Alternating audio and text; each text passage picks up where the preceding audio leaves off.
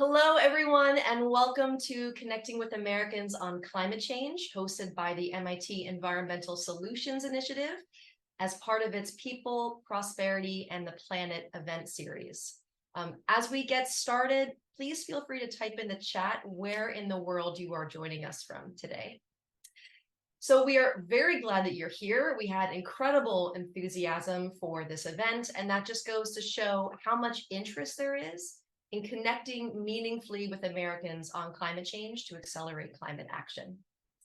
I'm Laura Hesse-Fisher from the MIT Environmental Solutions Initiative, ESI, and I lead MIT's work on climate change, public engagement, and communications, including the Environmental Solutions Journalism Fellowship. MIT Environmental Solutions Initiative is the Institute's institute-wide effort to address climate change and other environmental challenges through interdisciplinary research, education, and engagement, with focus areas in natural climate solutions, AI and climate change, plastics in the environment, and many others. And you can learn more at esi.mit.edu.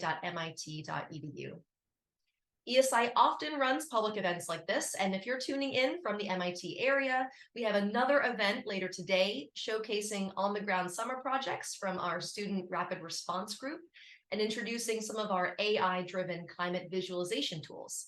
So that's all happening at the MIT Museum at 5 p.m. today.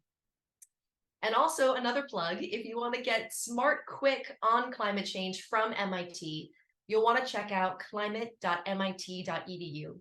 It hosts some of the world's top digital resources for the climate curious, including an award-winning podcast and answers to readers' climate questions for MIT experts. But not all Americans are curious about climate action, and in fact, many resist talking about it. And that brings us to our event today. ESI's Environmental Solutions Journalism Fellowship supports journalists associated with local and regional news outlets in developing a high-impact news project that connects local perspectives, values, priorities, and people with climate change science and solutions. This year, we've selected 5 fellows to pursue their projects over 4 months to be published through their local outlet and partner outlets.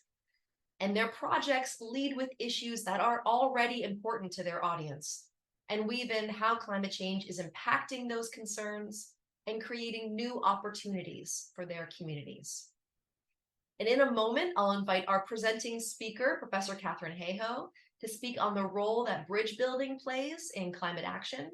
And then we'll hear from our 5 journalism fellows about the approaches that they took in their projects. We'll have time for Q&A in the end.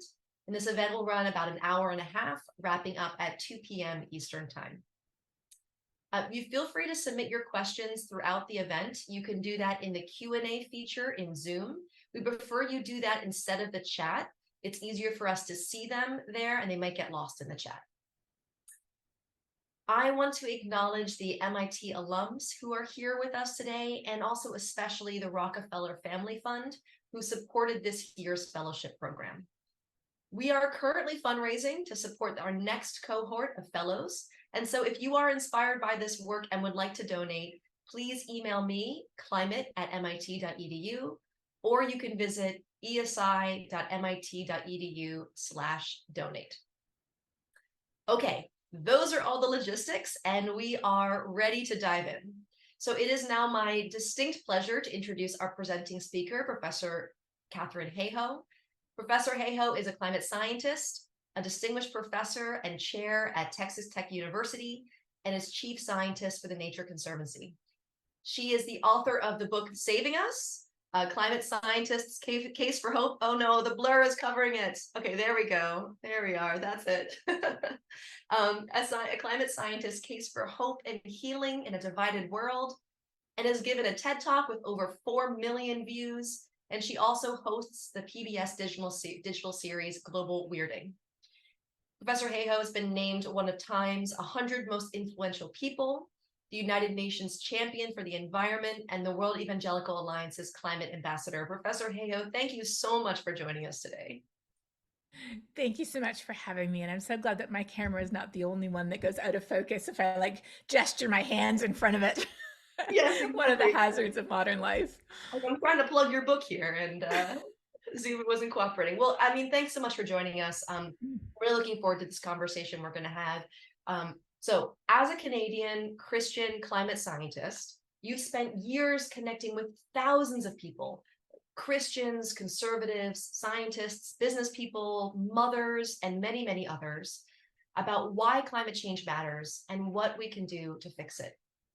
And one of the reasons that you're so celebrated is because you are successful in helping people who had never cared about climate change before change their minds.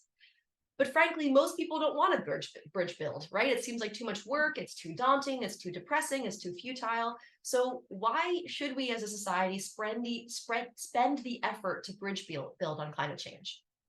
Well, let me actually modify what you said slightly. Go ahead. So I take people who think they don't care about climate change, and rather than convincing them to change their mind and care, and this is a nuance, but it's an important one, show them that who they already are is somebody who cares. And why is that So distinction important? it's important because if you're trying to change who somebody is fundamentally, their value system or their priorities, if they're past the age of what, like 12, good luck. It's really hard to change most people after you're a young child.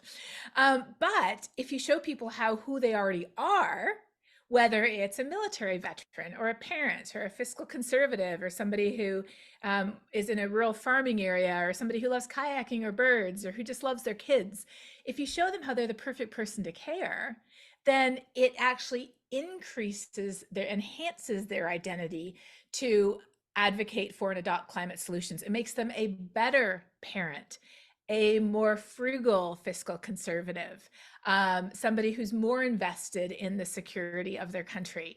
It actually enhances who they already are instead of trying to turn them into something else. And that's the secret. Secret number one. Secret number two is it works best if you have something in common with them. So it's really, really hard to build bridges if there's nothing you have in common with the other person. It's like a bridge needs two solid footings and you can't find them.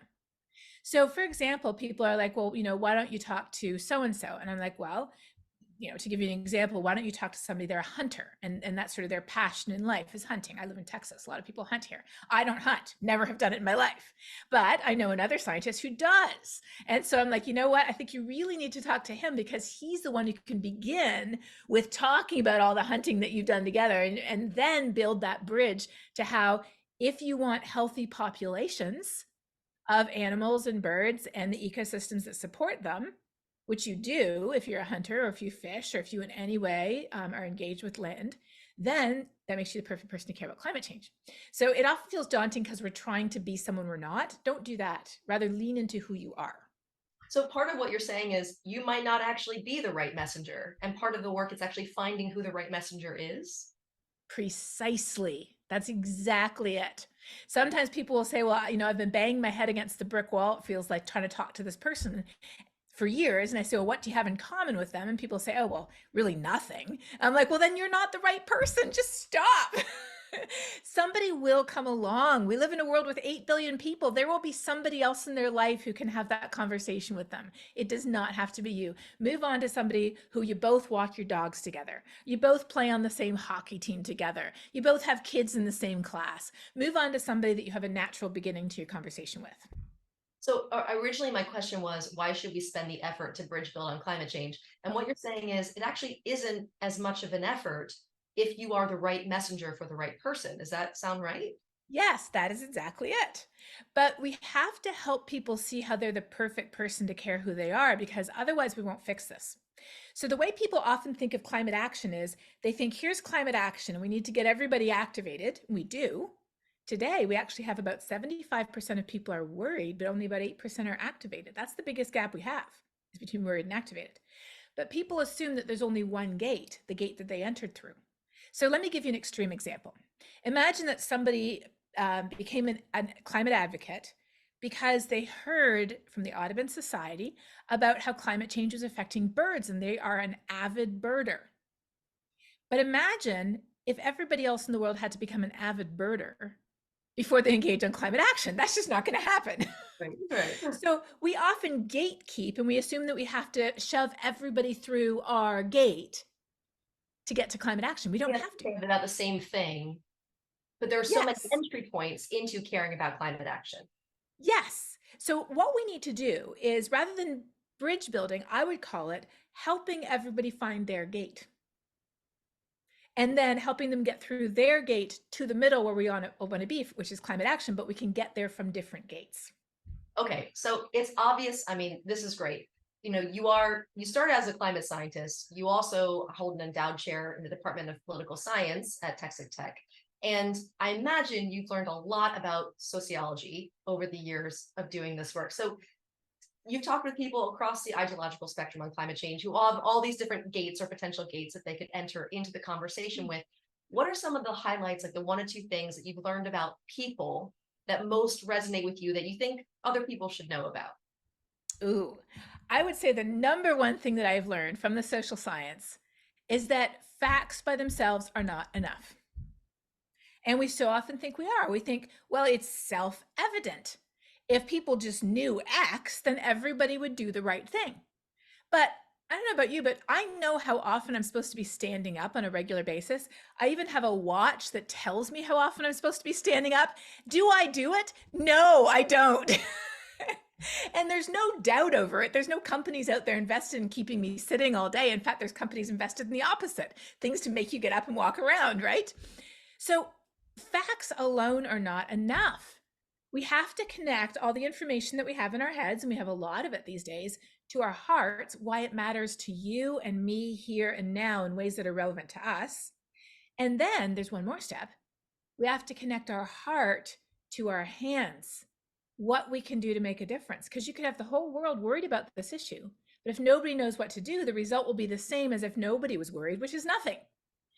So that's what I've learned, is that the best science in the world, and we have science going back to the 1850s, showing that burning coal and then gas and oil produces heat trapping gases that are building up in the atmosphere, resting an extra blanket around the planet, putting us all at risk. The best science on the planet that we've known for decades and even centuries is not enough if we can't connect all that information to why it matters to me and you where we live, which is exactly what your fellows are doing, and then what real solutions look like here and now where we live that have benefits for us today, for the local economy, for our health, for jobs, for other things that we care about. Oh, and they have benefits for climate change tomorrow. Was that both of the things, or is that just one of the things that you've learned? Um, So I think you said you had two things. One of them was around got to connect to people with what they actually care about, and then connect it to their hands as well, right? What they can actually do. Was that both things, or was there a second thing you wanted to mention? no, I think that that really is it, is the connecting the head to the heart to the hands, and always starting, actually really starting from here, not starting from here. So starting with something that you have in common, and then connecting that to how climate change is affecting it so we understand the risk, but don't stop there. We need 50-50. We need to wake people up. Like, I sort of think of it like you wake up to the risks that face us, and that's where the fear-based messages come in, and they're very useful. But if you leave people here, they're stuck. We want people over here. How do you get them over here? By showing them what they can do to make a difference. So we have to Yes. pair those two messages together. So uh so this is it's hearing from you that I'm thinking like this is a skill that you've cultivated and over time and you've developed, right? And thinking about how do we find out what we're in common, and then how do I open up the conversation? And you share in your book, right? Like I was plugging before, Saving Us, even though it's a little bit fuzzy here, it's called Saving Us. And in your TED Talks and in your social, very prolific social media, how people can develop their own skills in what you call it opening gates, finding the right gate into caring about climate change and to climate action. Um, and so I'm thinking about what you just shared around, listening and finding what you have in common and connecting over shared values. But we need to get to that 50-50, right? We need to get to so many more people at scale really caring and taking action on this issue. So how do climate communicators and people who are in this Zoom room today, how do we effectively do this at scale, open enough gates at scale to, like, say, change a whole national political party's platform on climate change? Well, that I feel is exactly what this program is about, because one of the biggest ways that we can scale communication is through the media. And increasingly in the media, we have seen more and more stories covering the climate conferences, the IPCC reports, the melting ice sheets in Greenland, the horrible, horrible floods like they had in Libya just the last couple of days, the crazy heat that we've had across the United States most of the summer, the wildfires up in Canada and over in Greece and in Spain and elsewhere. We've started to see this show up in the news more and more. But that's only the first half. It gets people from here to here. We also have to make sure we're not just telling the story of over there. We have to tell the story of what's happening here. So it's not just about what's happening up in the Northwest Territories in Canada, it's what's happening in the state where I live or in the region where I live. And then we have to talk about what the solutions look like. So how can we scale that? Well, there's a couple ways to scale it. Number one is each of us, we all have voices. I have seen 8-year-old children use their voices to talk about this in a very effective way. And if they can do it, I think that we can probably do it too. And so that's why my TED Talk is called The Most Important Thing You Can Do to Fight Climate Change is Talk About It. And I had the most amazing experience this past November. I was invited to speak at Brigham Young University, which is in Provo, Utah. And for anybody who's unaware, the most conservative city in the entire United States is Provo, Utah, in terms of how people vote. The second most conservative city is Lubbock, Texas, where Texas Tech is based. So I was very well positioned for that conversation. And they had read my book. And in the book, there's a story of Glenn, who lives in a town on the outskirts of London, and how Glenn had been trying to advocate for climate action in his town for many years. And finally, he decided he would just take a step back and try to start having conversations. And before he knew it, he had had 10,000 conversations with people in the 5 months after he watched my TED Talk. Oh my He God. watched my TED Talk. He decided to have conversations, 10,000 conversations. A month later, the city voted to put up a 20 million pound climate resilience program. Then now the city has its own talking climate program with all of its citizens to envision a better future for their city. So at BYU, they read about this and they thought, I bet we could beat that. So they set up a GIS map where people could plug in where they were having conversations. And by the time I showed up, they had had over 45 conversations about why climate change matters and what solutions look like, led by BYU students on every continent of the world. They even got somebody in Antarctica to have a conversation to pin that continent down. And now they're up to over 70,000 conversations. 70,000 conversations recorded. I'm sure there's more that even weren't recorded. That's one way to scale. But then media is another way to scale. And media, I'm not talking just about news media, but also narrative, storytelling, invoking the emotions that we have. When we tell stories, we're actually synchronizing our brain waves with each other. And our ability to empathize is much stronger when there's stories involved. So both in the media as well as entertainment, really telling those stories of not only the risks and not the dystopian worlds, but what that better future looks like and how we could get there. I think that can be so powerful to scale. And it sounds like also through the eyes of the reader too, right? Like what the reader wants to see and in their local community, so that they feel like they have that heart connection to the place and to the story. Exactly. And that's part of why I helped to found Science Moms, which is an organization specifically aimed at mothers, although we actually have lots of dads and other parents too. But just coming at it from a perspective of, if you're a mom, here's how you can have this conversation. Here's what you can advocate for. Here's how you can talk about it with other parents and your kids. Just stories where you see yourself in them. That's how we can scale this. Because what do we all have in common? We all care about somebody, something, somewhere. That's part of being human. And so that love that we already have in our hearts, that is the love that we need to mobilize for climate action. So in a moment, we'll be hearing from our journalism fellows, who have brought a lot of love to their projects, let me tell you. And so they've been spending the last 4 months on developing these projects that weave climate change with local priorities in local contexts. And journalists play a crucial role in our society. They serve as, I have one more question for Katharine. So Sophia, bring her back for a moment. So they play a crucial role in our society. They serve as translators and connectors and all the things that you were mentioning, right? Storytellers. And so what advice do you have for journalists? How can they best help people open the gates or find their own gates into climate action and connect, especially in areas where there is lower acceptance or more resistance to supporting urgent climate action. Absolutely. Well, we're going to get into questions with your fellows, and I feel like they embody the answer to this question. We need journalists who tell stories that engage people's hearts, that people can see themselves in, about the places they love, the people they love, the things they love, and that tell stories about what solutions look like, what they're doing over here, and what it would look like if it happened here, what's actually happened here that you didn't know about. That's amazing news that we want to share with everybody. We need to tell both of those stories, the risks of inaction, as well as together, hopefully as much as possible in the same breath, what the positive outcomes of action look like. And you can do it without mentioning the words climate change at all. In fact, I have done that in my book. There's stories about how I do this because I live in West Texas. And so I have talked as a climate scientist all about the risks of inaction and the rewards of action without mentioning climate change once. And it is totally possible. And what that does is it overcomes a lot of those sort of ideological barriers that people have by not using the words that often trigger their sort of reflexive, well, I don't want to listen to that because I'm not that type of person. And in fact, at the end of, they just turn right off. At the end of one presentation I was giving where I did that, this woman came running up to me at the end and she said, that was a great presentation. I agreed with everything you said. Those people who talk about global warming, I don't agree with them at all. But this just makes sense. And I was like, mission accomplished. We found your gate. Yeah, right.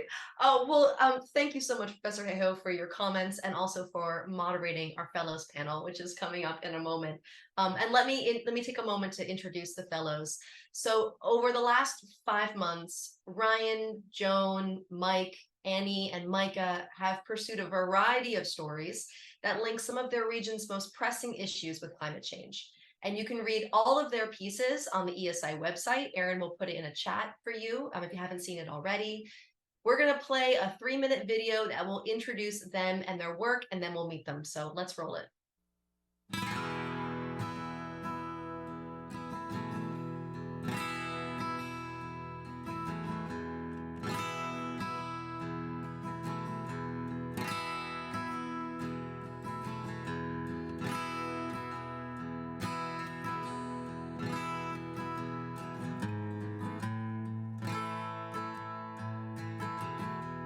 Hi, I'm Ryan Vendelzer, and I'm the Energy and Environment Reporter for Louisville Public Media. The coal mined in Kentucky for more than 2 centuries has helped to build the U.S. It's also warmed the planet.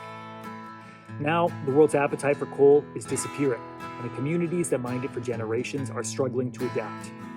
Our series, Coal's Dying Light, explores how the decline of coal has impacted Kentucky and offers solutions for a sustainable future. I'm Joan Miners. I'm the climate reporter at the Arizona Republic newspaper based in Phoenix, and my MIT fellowship project was about the intersection of the housing crisis and the climate crisis. We have a lot of residential building in certain parts of the state, but it's still not meeting the demands of a growing population exposed to intensifying heat extremes. So I wanted to take a look at how all of those pieces fit together.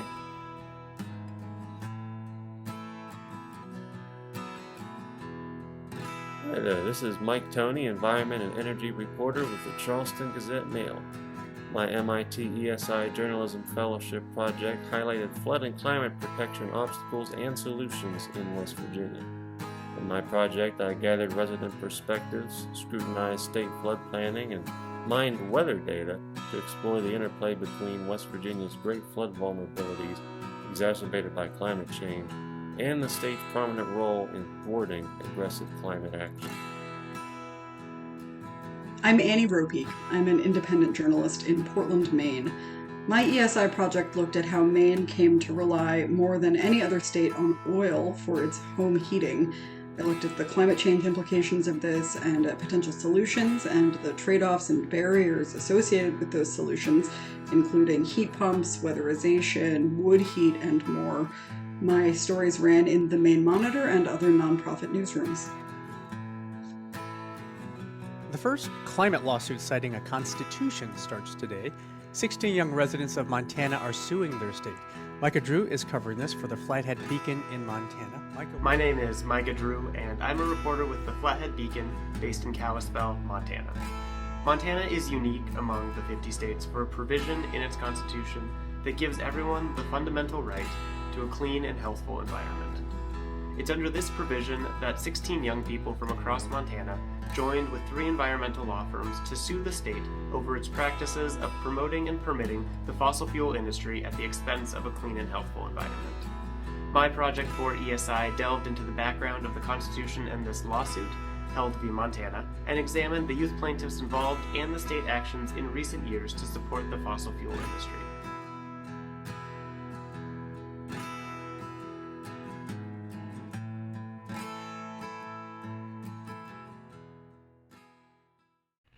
Great, thank you so much. I'm very excited for everyone here now to hear from our fellows. So Professor Hayhoe, feel free to turn your camera back. Great, look, you're already back in. So this conversation will be led by Professor Hayhoe, so please take it away. And if you do have questions, don't forget to put them in the Q&A. All right, thank you. Yes. Well, I am so excited to speak with you all because you all have amazing stories to tell. And, you know, we were just discussing at the beginning how connecting the head to the heart is so important, how talking about what's happening on the ground to people and places and things that people can identify with and relate to is so important. Now, 20 years ago, your job would have been a lot harder. If you had to find a way that climate change was concretely affecting well-being, livelihoods, or the environment where you lived, you would have to dig pretty deep. And it might not be something that resonated with everybody, but now, 20 years on, you don't have to be based in Alaska to find something. You can find something wherever you are. So I'm going to start with Joan and with Mike and ask you, could you share with us, how do you approach connecting with your audiences in the 2 very different places you're in? You're in Arizona and West Virginia. So what type of shifts do you see based on the experiences that people are having where you live? Let's go with Joan first. Hi, thank you. And great to meet you. So I really believe in the power of local journalism. I think one of the things that has held us back has been in climate communications has been like some of this information gets so siloed in particular outlets where only, you know, the people that are kind of already subscribed to this idea are reading. And so I was really excited to see the Arizona Republic create this position early last year. And then we had other environment reporters, but this was the first time we had a specific climate reporter position. And Arizona is not necessarily the most friendly, generally, like attitude-wise towards the concept of climate and the need for climate mitigation. And I did get a lot of pushback at first. We approached it with, I wrote a weekly story that was kind of in more of like a storytelling format to get at what you were talking about earlier, like make stories that people can connect with. And I got a lot of pushback, and some people, you know, somewhat bizarrely, you know, I did get a couple of messages that said, like, it's always, you know, you must live in New York City. It's always hot in Arizona. It's always been hot in Arizona. You obviously don't know Arizona, but no, I'm here. I'm experiencing the same temperatures as you. And I think that is a way to break through with the local audience to be here. And then the other thing is like heat it's becoming better understood. I think everybody knows after this summer and all the coverage we got that Phoenix is really hot. But it's hard to show that, you know, a heat wave comes through and you don't have images of flooded streets and roofs ripped off buildings and debris everywhere. And so it's hard to really convey the damage that can cause. We had more than 400 people die from heat associated causes last year. We're on track to definitely exceed that this year.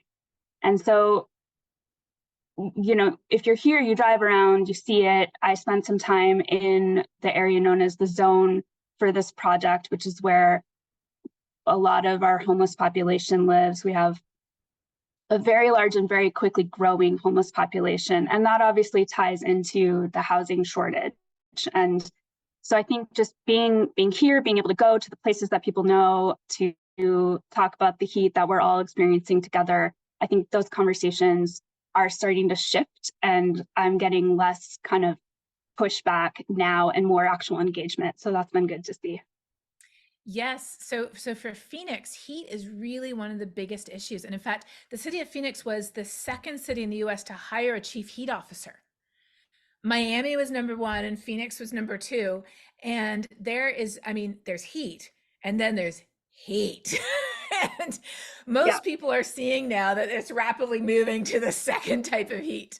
I live in Texas, where people who have lived in Texas all their life, everybody was telling me this summer, we've never seen it like this. Well, West Virginia is a very different place. So, Mike, what are you seeing in West Virginia? How are people connecting to this issue based on your experience? Well, that was the key for me, is to, as you noted, and as Laura said in the intro, is, just picking a topic where you meet people where they are. Flooding is devastating in West Virginia. There was a First Street Foundation study in 2021 that found we had more critical infrastructure at risk than anywhere else in the country due to flooding.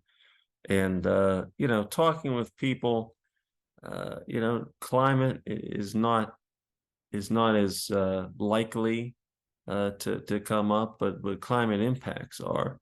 I talked with someone on a family farm out in there's a family farm in the eastern part of the state, who recalled not being able to make hay and haul it by truck and stack it in a barn, because in recent years they've had a hard time finding 3 days of dry weather to dry the hay. There are some environmentalists up in the northern part of the state who collaborated with NASA to find significant increase in essentially flooding risk over the last 50 years or so. But most West Virginians are not collaborating with NASA on climate projects. So the idea was to kind of marry those two perspectives: West Virginians who are very climate conscious, trying to do something about it, and then folks who are dealing with very tough flooding impacts, increasingly dire circumstances, that are being exacerbated often by fossil fuel projects and infrastructure. Logging projects, the Mountain Valley Pipeline, the Mountaineer Express Pipeline. No shortage of projects there to draw from. So that was the idea, was to pick a topic that in flooding that really affects the whole state, and from there use that as a sort of an inroad to collect perspectives from West Virginians, how it's affecting them, and then use that as a springboard to scrutinizing the climate politics that are precluding more aggressive action. That was a really key point you made there, Mike, which is you didn't have to talk about climate. You could just talk about the flooding. And that is the climate impacts, but everybody has that lived experience. And so the words that you use matter, and you don't have to use the words that everybody uses out there. You use the words that relate most directly to your community. And also, too, what you illustrated is, in Phoenix, it's drought and heat, whereas in West Virginia, it's flooding. That's why I often refer to this issue as global weirding rather than global warming, because we just see that it manifests itself in different ways in different places. But wherever it manifests itself, it's just weird. And everybody kind of agrees on that. So you touched on, and this is very relevant to West Virginia, but you touched on the fact that, so you're taking people from here to here in terms of connecting what's happening to what they care about. But now that we're here, we need to take people over here. And to do that, we have to connect what they care about to what we can do about it. So Annie and Ryan, I want to turn to you now, starting with Annie. Part of what you grappled with your project is, what do solutions look like? and how can they benefit your local communities, and how can people access those?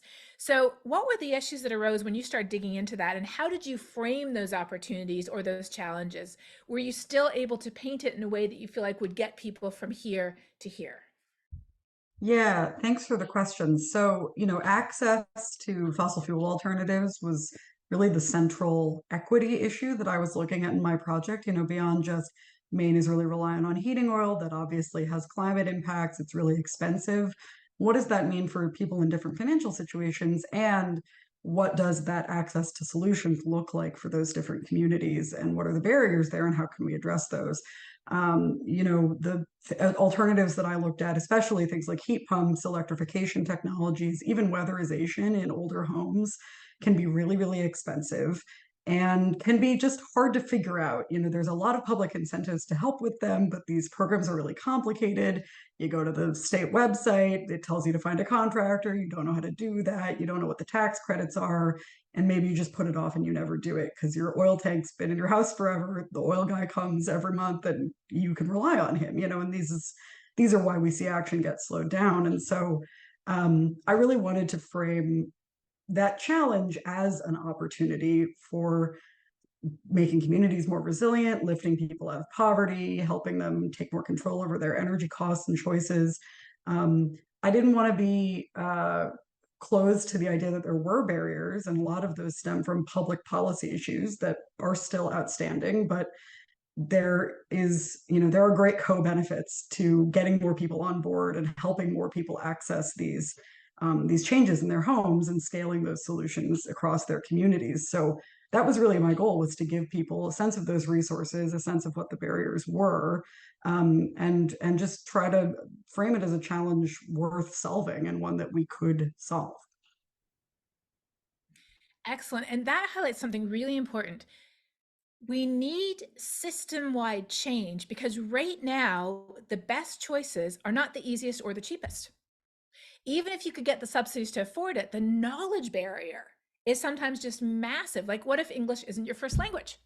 What if you're not really good at negotiating sort of arcane forms that you have to fill out to get your money back? What if you can't wait 6 months to get your money back? And so that's why system change is so important. But activating people, individuals within the system, to advocate for that change, their individual choices are part of that. So it's sort of a positive feedback effect that you really put your finger on. So Mike, you were Ryan, you were working somewhere really different. You were working in Kentucky. What did you find in terms of solutions in your local community? Yeah, before I even get to the solution, I have to explain how challenging it is to get from here to here, which is that Kentucky really prides itself on coal, or it has for a long time. It's important symbolically to Kentucky. People take a lot of pride in being working in the coal industry, specifically in being coal miners. We have two coal fields in Kentucky, in the east and the west. The east is typically what people think about, which is in the Appalachians. It's just right next to West Virginia, where all that other coal is mined. And it's important to consider that, because it's really difficult to convince people that climate change is real when their economy is fundamentally intertwined with fossil fuels. To a lot of these people, climate change and the changes necessary to mitigate climate change can cause real and perceived economic harm to these communities. I found in my reporting that there's 15 million people across the country who are impacted by coal mine and power plant closures. And the largest concentration of those, the highest impacts, are in Appalachia, in West Virginia, and in Kentucky. And these communities were almost entirely reliant upon these industries for decades. You have to consider that the Appalachian Mountains are these steep hills where there's not a lot of, you can't really do large scale agriculture there. There's not a lot of opportunities. And we really have to start rethinking what that looks like for those communities. And so when the decline of coal was a big deal for them. But it's not the miners' fault that the coal that built this country is also burning up the plant. It's not their fault that they're losing out in this energy transition. And it makes it that much more important, I think, that we help those communities because of what they've done for us in the past and because of the opportunities that exist in those communities now to create a better future.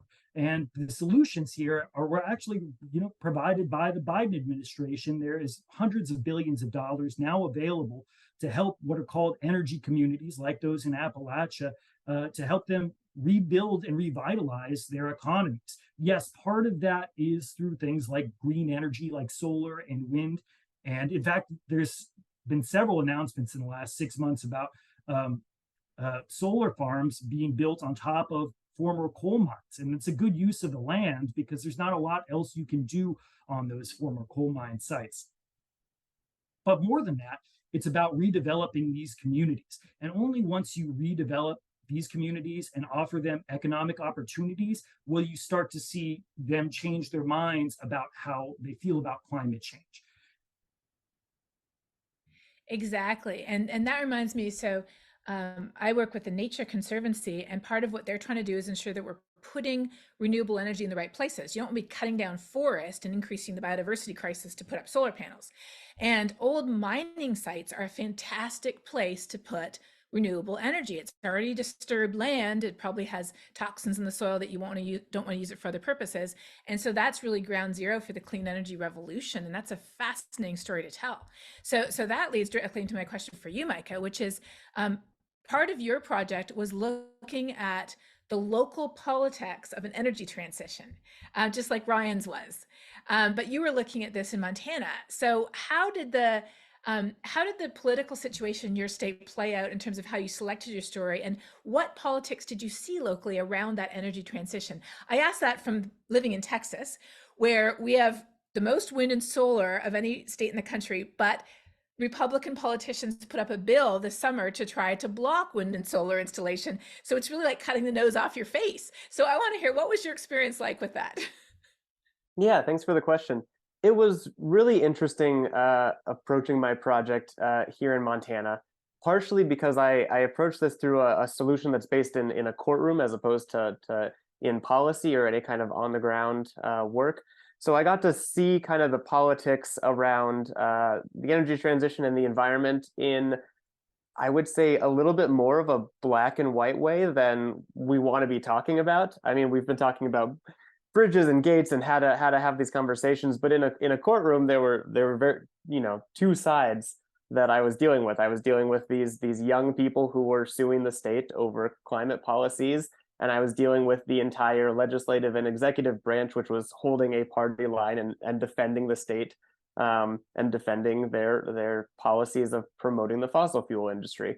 So it was kind of interesting when I started the project is I didn't get to have some of those same conversations of how can I engage maybe with some of these public officials and like have these conversations around, what we're seeing on the ground, because they did have a party line to hold and they had to hold that through the courtroom. But it was really interesting dealing with who specifically I got to focus my project on, because of the way that our state is set up. We're a Republican leaning state, supermajority of Republican legislatures, Republican governor. And so when this lawsuit came out, all of the official government statements were very much, against the lawsuit, against these young people in Montana. And the blanket statement was usually taking these 16 kids, middle school and high school kids, and saying, oh, these are just puppets of some out of state interest. They don't know what they're talking about. They don't have enough experience to talk about this. And so I knew that I wanted to focus on kind of ducking aside that statement and seeing, okay, is there any veracity to this? Are these people that, these law firms just happen to round up to put on a stand to look good, or is there something more there? So I did get to spend time with 5 of these plaintiffs, and we published several profiles on them. And for only being 13, 14 up to 21, they were able to articulate very clearly what they've seen, what they've lived through in a pretty short amount of life. Some of them talked about, wildfires, which we have a lot of here in Montana, and wildfire smoke has canceled, soccer games at the high school level. It cancels cross-country practice. It cancels sporting events. That's a whole section of your livelihood when you're that young that's now being affected. People talked about, seeing the changes to their fishing and skiing opportunities growing up, or their families' ranching operations being affected by floods or fires. So, when you have these people that have only been on the planet for a dozen years, 20 years, but they can very clearly say, hey, this is not how it should be, this is getting worse. It was very, very convincing, and it definitely helped add a couple more layers to like, oh, there's more to this than just these kids were thrown up on the stand just because they might look better than an environmental professor or somebody who can cite all the science but maybe doesn't really reach out to people the right way. And it was also kind of fun. I was kind of poking around to see if there were any holes in this theory. Like maybe there was a kid or two that had gotten roped in a little more unwillingly, and across the board they were all there of their own volition. And I had a great conversation with the dad of two plaintiffs who told me like, hey, I can't get my kids to clean up their rooms. Do you really think that I can get them to spend 2 years dedicated to a lawsuit and give up a month of their summer vacation to advocate for changes in policy? Like, that's not something that I can do. So it was really interesting to hear all of that perspective. I love that. I'm just laughing too, because you're totally right. I have met a lot of youth activists, and oh my gosh, I have never met a puppet. Mm-hmm. I have never met a youth activist puppet, but I have certainly met a lot of adult puppets who are puppets for an industry or a large financial representation. And there's a group of high school students in Indiana who are writing climate legislation for the state because no one else will do it. Like you said, you can't make them do their homework, but if they're passionate about something, they will learn how to write bills for a state if they want to get it done. And so I feel like that's part of the discrimination we often see that goes into this, where marginalized voices of every type, whether it's race, gender, or age, are pushed down. And they are the ones who are most affected. Young people are most affected because they're living their whole life in this warming world. We know that climate change exacerbates socioeconomic inequalities. It exacerbates even racial and gender inequalities. And so the people who are most concerned, they are the ones who are speaking up, and we should listen to them. And that's what you did, is you gave them a voice, which is phenomenal. Okay, so related to that is the fact that there's huge intersections between emissions and resilience and housing. And housing is one situation which is often a huge equity issue. In fact, for example, in Phoenix, a lot of the resources that are available to people to cope with extreme heat are not available if you live in a mobile home. And who lives in a mobile home? The people who don't have the resources to live somewhere else. So Annie and Joan, both of you, your projects related to housing issues, which brings in equity issues. So how does connecting climate change to housing affordability open a new conversation? Let's start with you. Let's see, Joan, since we haven't talked to you for a while. Hi. Yeah, so when I moved here at the beginning of 2022, one of the things that struck me immediately is just how much construction there is all over the Phoenix metro area. And that is in response to this being one of the fastest growing regions of the country for population. And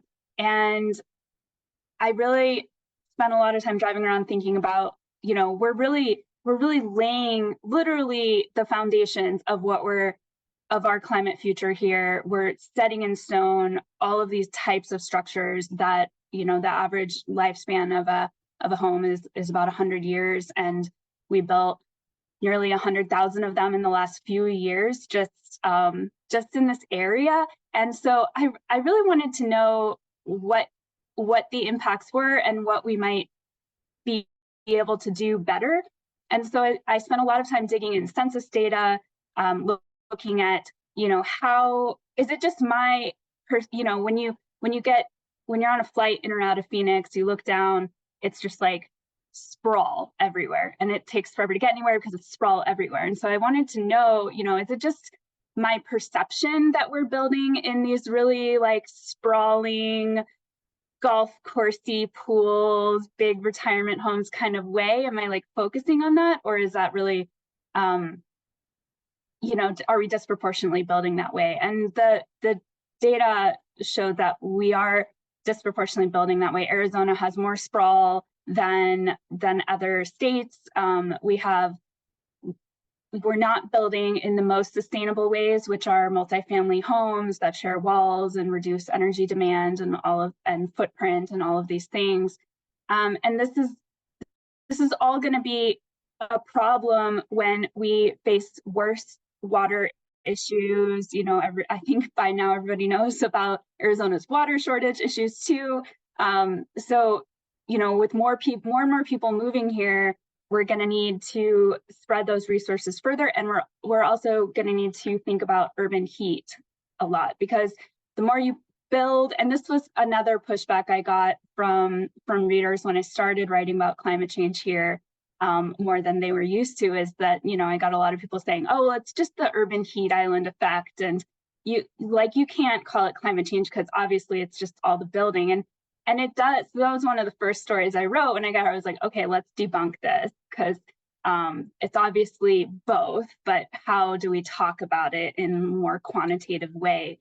And so I of course, there are some researchers who are studying the urban heat island effect at Arizona State University, and they say that it's approximately half and half in terms of the amount of warming over time that's attributable to each cause. And so that means that there's a lot that we can do in the way that we build to hold back how much worse our extreme heat gets.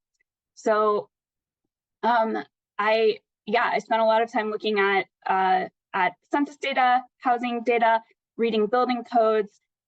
We in Maricopa County, where the housing demand is very high still, I mentioned all the homeless people, and we've had record rates of evictions also as rent has gone up. Families are being evicted into 119-degree summer heat. It's crazy. And the urban heat island effect also means that the overnight temperature doesn't drop as low as it used to. So you don't have the opportunity to like recover if you're someone who is spending all of your time outside. I found that we are building 3 times more sprawling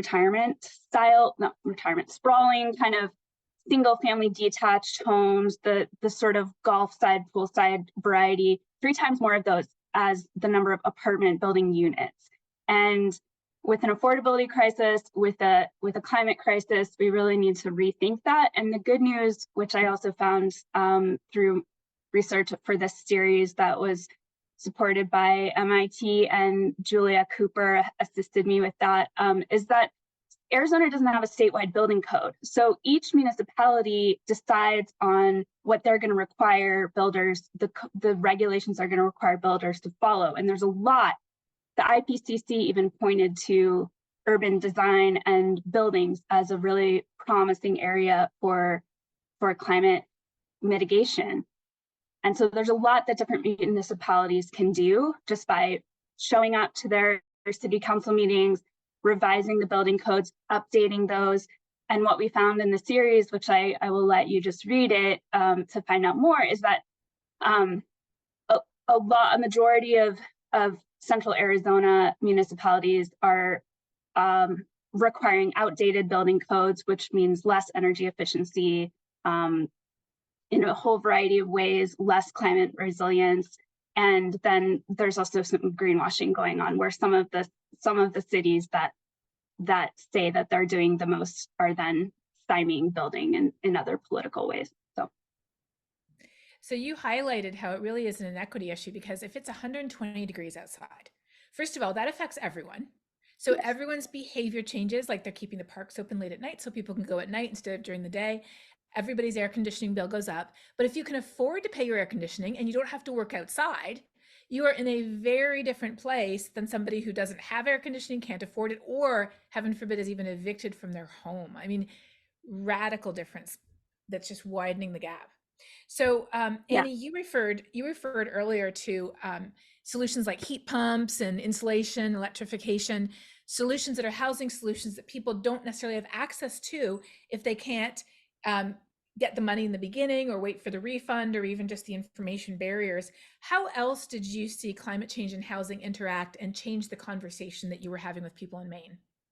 Yeah, one of the stories that I did, the story that ran in Energy News Network, was really about Maine's affordable housing crisis and how some of our climate policies could, facilitate solutions to the affordable housing crisis, how we can basically, like exactly what Joan's project looked at, how we can solve these two crises at the same time, and maybe the ways in which our solutions to the two of them and the state's approach to those two crises may not exactly be lining up. I did want to say one thing on the idea of just people's behavior changing before I forget, which is that one of the first stories, I think the first story that I remember doing during the pandemic, and I think probably like June 2020, it was the first climate intersection story that I managed to get out for an old job, was about cooling centers and how COVID was affecting those. And it turned into this whole sort of urban cooling access story. And just the pandemic was, like it has with so many things, illuminating these existing service gaps that climate change was also exacerbating. That was just a first sort of experience I had with taking a really sort of really intentional and explicit intersectional lens, and I've tried to really continue that in my work since then. And so that has brought me up to, nothing has really changed honestly since 2020 in a lot of ways in these arenas. And so for my my main series, I looked at things Maine has done to try to build more affordable housing that could have co-benefits for climate change and vice versa. One thing that comes to mind was a state law that was passed a year or two ago that encourages more dense housing development and removes some barriers to things like building accessory dwelling units or lot size restrictions on where you can and can't allow only single family development, all these things that allow us to put more housing in smaller areas with closer access to services. And it's seen as a way that we can sort of meet the challenge, the impending challenge of more climate migration. Maine is often described as a potential climate haven, although we have plenty of housing or plenty of climate issues to deal with ourselves. And in fact, we're starting to see the kind of extreme heat in Maine that we've never seen before. People in this region do not know what it's like to deal with the kind of heat that folks like Joan deal with every day. And our housing is certainly not set up to deal with it. So this is actually heating and cooling issues at the same time. But again, it's how are we building that next generation of housing to meet all of these challenges at once, and trying to house the many unhoused people that we have, many asylum seekers that we have, and prepare for climate migration without leaving any of those issues behind, and prioritizing one over the other. How do we do them in tandem?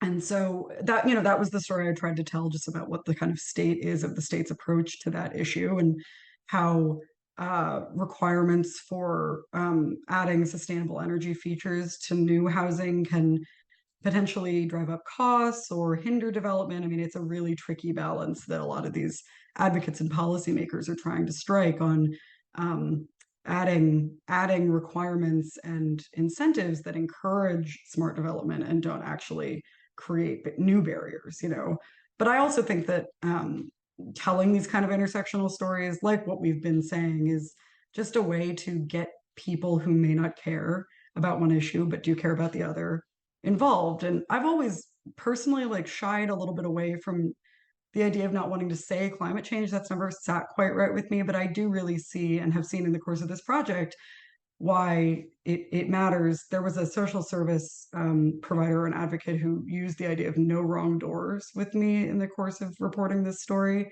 which is a social service concept about, that there's no wrong way for people to engage with the issue or to engage with seeking help in that case.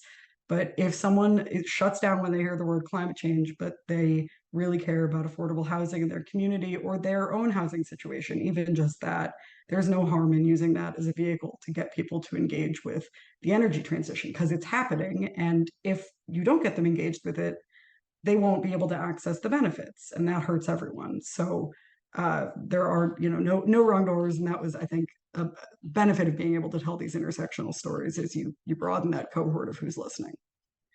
I just learned something, because I was just talking about how there's no sort of wrong gate, and I didn't realize it was a social term, and that's awesome. No wrong door. So just take that and apply that to the climate crisis. So there's been a great and very vibrant discussion going on in the chat, which is phenomenal. We will be getting to your questions. We have a ton of questions, so I'm going to have to pick and choose. I'm really sorry. But we're going to be getting to your questions after 2 more questions here that I have for the fellows. So put your questions in the Q&A, keep on chatting there, which is phenomenal. And let me just reflect briefly on some discussion I've heard people say, which is there a right way to talk about this issue, that this is the one way? No. But what we're learning is there's a whole bunch of different ways. So for some people, you could just come out and say climate change, or even better, say climate crisis, because it is a crisis. For other people, that turns them off. So you don't want to, you want to talk about flooding, or you want to talk about extreme heat. For others, somebody mentioned there, Joanne mentioned in the questions, some research that I've been involved in that has showed that calling it carbon pollution often resonates because people understand pollution is bad. And it is carbon pollution. So that's a way to show people, hey, this is actually bad what we're producing. I like to often use global weirding because the weather's getting weirder. It could be more drought here, more flood here, stronger hurricanes here, wildfire burning more area there. But there isn't any one specific way. What you've all characterized is there's different labels, there's different stories, there are different words we can use, but you're all telling the same story. So there's no one door, but there's no one word either. There's many different entryways into this story. So I'm going to turn now to Mike and Micah and Ryan, if it's okay. I'd like to ask you this question too, because I'm very curious from your perspective. So all 3 of you are reporting from a place that is similar to where I live, which is public acceptance of the reality and urgency of this issue is relatively low where you live compared to other places. What forces do you see changing that, and how do you think that your project is helping with the shift? Let's start with you, Mike. Yeah, I mean there is some progress, some movement there. I talked with a WVU, West Virginia University professor who's leading a proposal to with state officials to develop flood preparation and response education materials to be distributed in high schools, and have youth involved in developing flood plans within their communities to be submitted to the state. I talked with a climate communications expert who anticipates a generational change in attitudes toward climate change in the next decade or so, and some conservationists in the state have noticed a shift and have hope for a generational shift as time goes on, and the thermal coal-based economy and tax base continues to shrink here. So I think, passage of time will help, and there is some movement there, and highlighting when that happens is important. Staying connected to the community and reporting on these observations and these endeavors as they come up will raise public consciousness. Exactly. And things are changing. There's no question that more people are worried now than used to be, and that there's that strong age gradient. So Micah, can you speak to that? How do you see things changing, and do you see kids changing older adults' minds? Because there has been research showing how educating kids about climate change actually changes their parents' minds. Maybe with the kids on the lawsuit, their parents were already there probably, but do you see any other sort of generational shifts and changing opinions, especially around this lawsuit in Montana? Yeah, I think so. I mean, definitely we've seen that the engagement among young people all across the country and around the world is certainly bigger than in some of the older generations on this particular issue.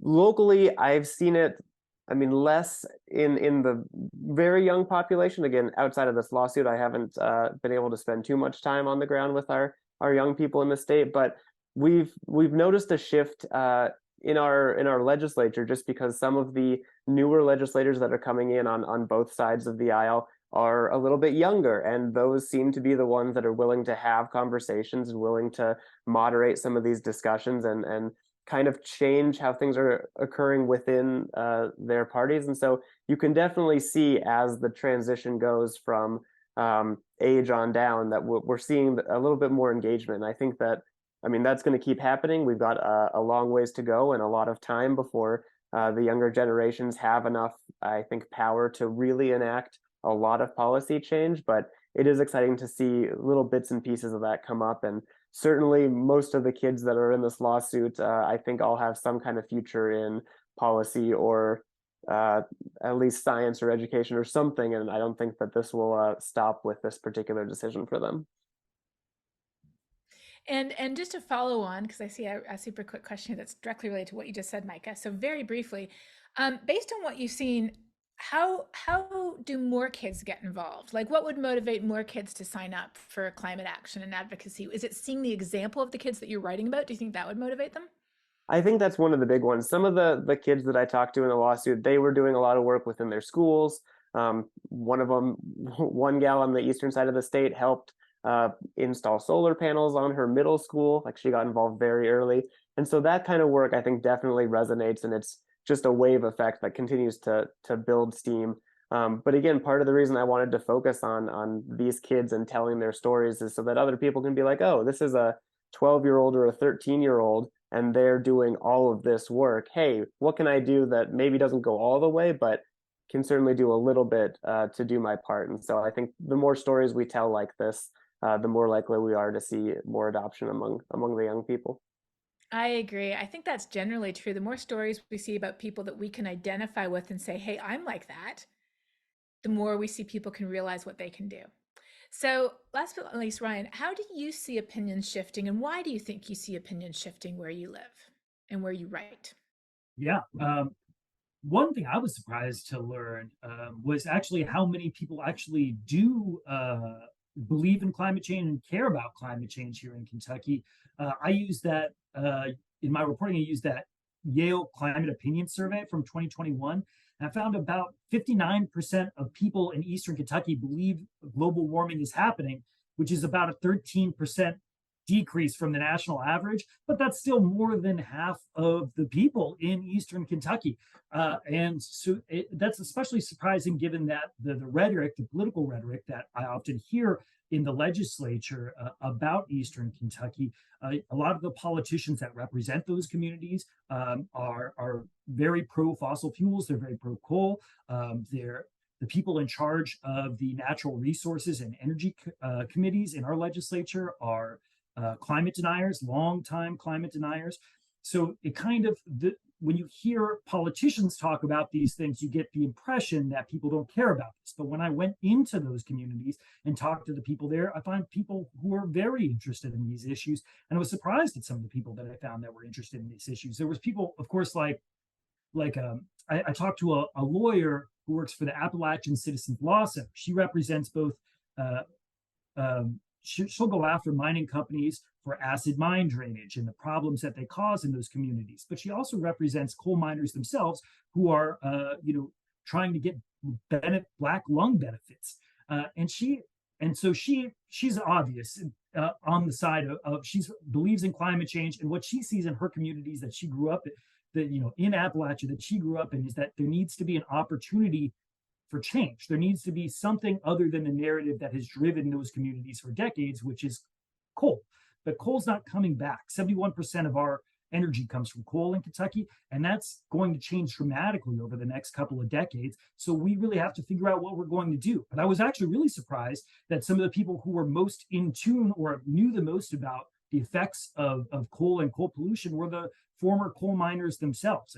I talked to a couple of different former coal miners or people who were involved in the coal industry. All of them recognized all of the different kinds of pollution that coal causes. I mean, there's coal ash pollution, there's acid mine drainage, there is the particulate matter that's released into the air. And then they realized that all of that, is bad for the planet. And part of that are the greenhouse gases that are warming the planet. I was really surprised at that, and now where the nuance is that, a couple of them told me, yes, I realize that this pollution is a problem. However, I think that there are other solutions out there. For them, a lot of them believe that those solutions were things like cleaner coal or adding more pollution controls onto those systems.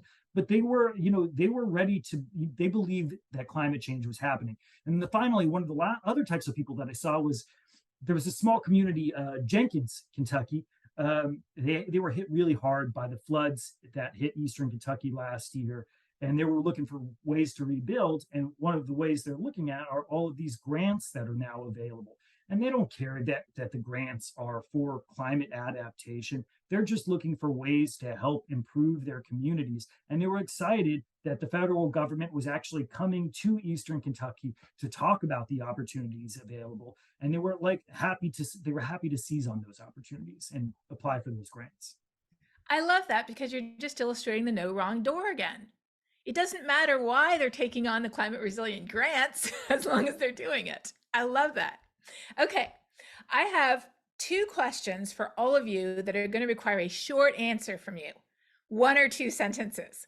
One of them we had ahead of time, and the second one comes from Bethany in the chat, because I think this is going to be a great question for everybody. So first of all, the first question is, and we will go Micah, Joan, Mike, Annie, Ryan. First question, in 1 or 2 sentences.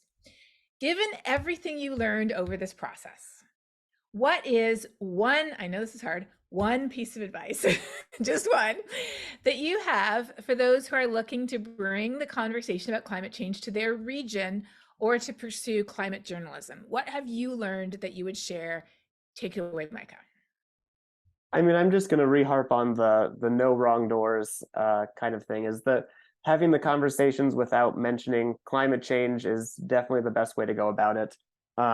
I mean, I can talk to fishing guides in Montana who will never mention climate change, but they will tell me for the last 10 years exactly what the stream temperature changes have been and exactly what the water level changes have been and how that affects their fishing.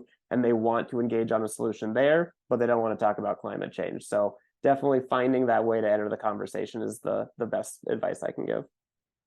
Excellent advice. Joan. Yeah, I think that we are entering an era of climate communication where we're going to be exploring a lot of new topics, like the ways that climate change is intersecting with all sorts of other things that we're doing now that we're seeing it in our faces a lot more. And, population growth and the housing crisis is like housing shortage crisis is just one of these ways, and is something that is happening everywhere. Like, I don't know anyone who doesn't feel like their local community has been overrun by people moving there. And I got a lot of reactions to my series like, well, if it's too hot for them, they should just go somewhere else. Like, that's not the answer. We have to be looking at how to solve the problems in each of these different places where we are, and looking at the ways that climate intersects with all kinds of things that might not be the first thing that comes to mind when you think of climate impacts. Yes, so interestingly, by being a climate reporter, then it turns out you also you might find yourself reporting on fast fashion one day. You might be reporting on food waste another day. You might be reporting on policies at the local power company the next day.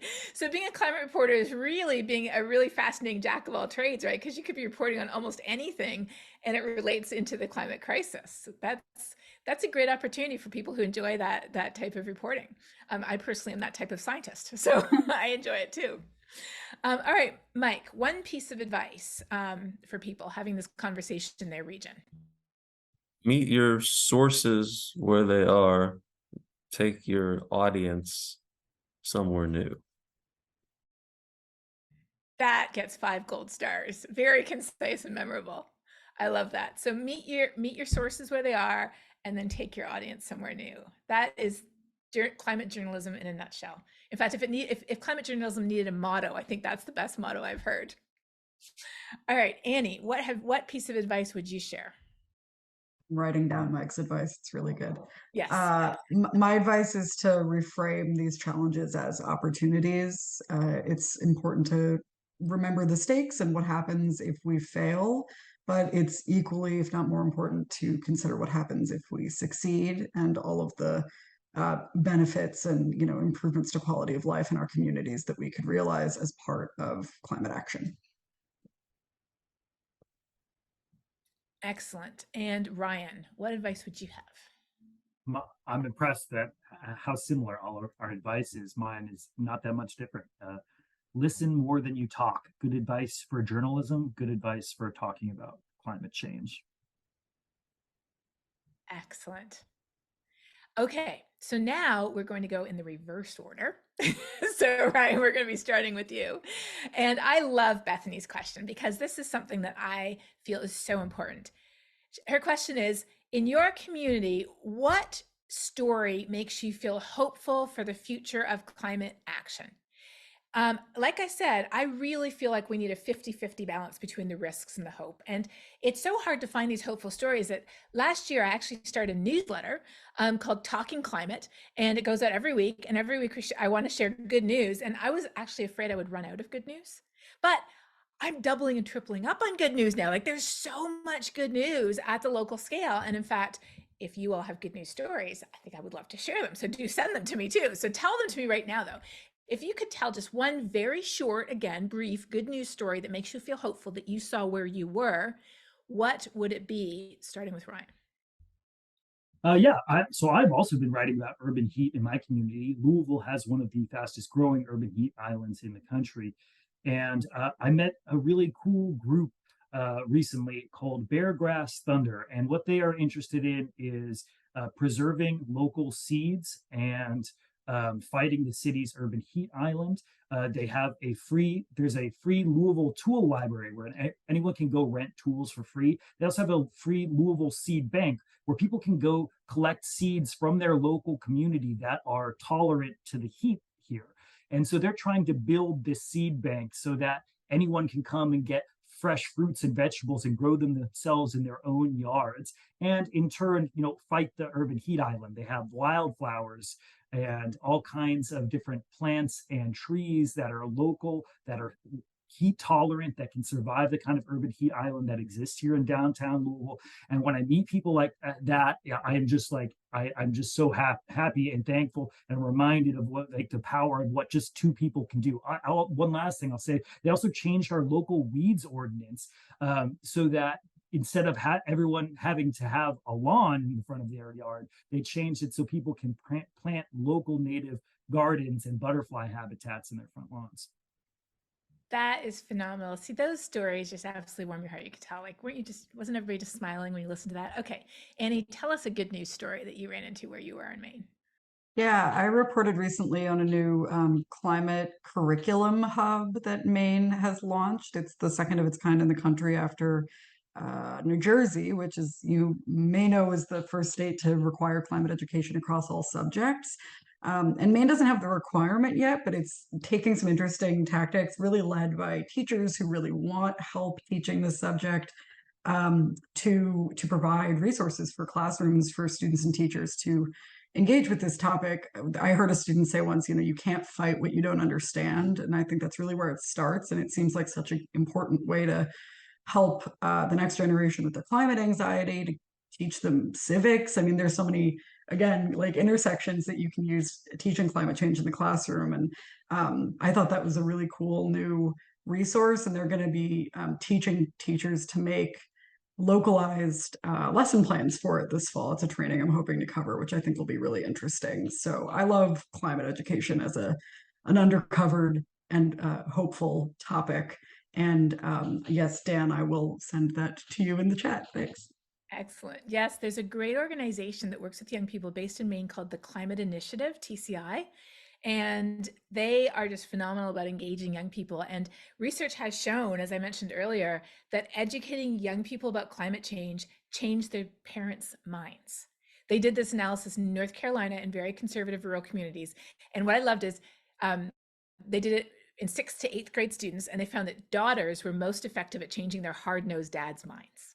So that is indeed a great beacon of hope. All right, Mike, what do you see hopeful in the place where you work and write? Well, I guess I should go back to what I touched on earlier in my reporting for this series for the fellowship. Just the effort with WVU and the state collaborating to pursue a flood preparation and response education program targeting high schools, trying to get funding from the NOAA Office of Education for the program. Not a done deal as far as I know yet, but that seems to be anything looking at the future, as we've talked about, targeting young folks and trying to raise awareness of the key climate risks that face them where they are, where they live, is you have to draw some hope from that. So that's one of my takeaways. Definitely. I'm seeing this theme is we often see that hope in how young people are mobilizing.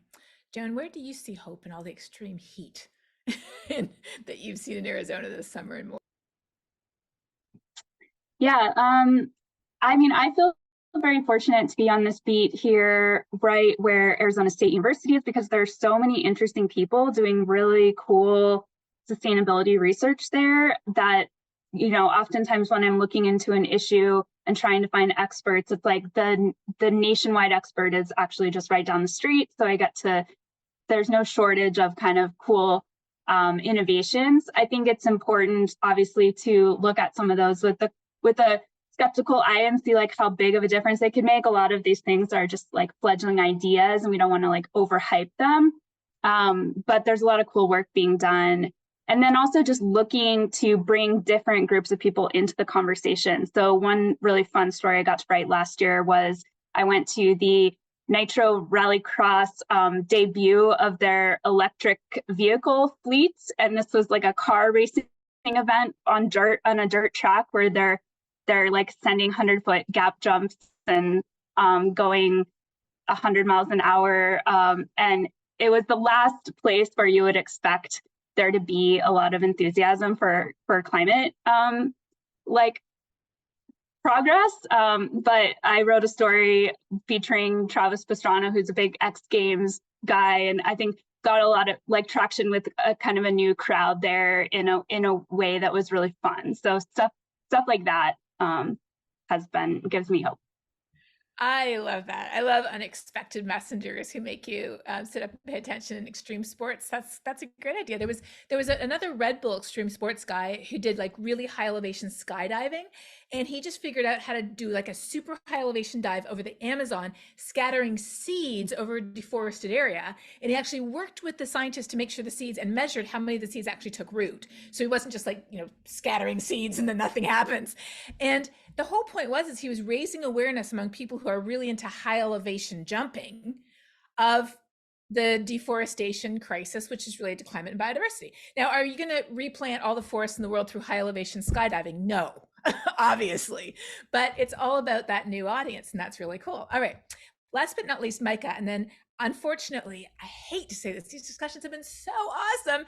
We are at the end of our time. So Micah, close us out with a positive good news story. I'm going to disappear since I have to go speak to a hospital about climate change just at the hour.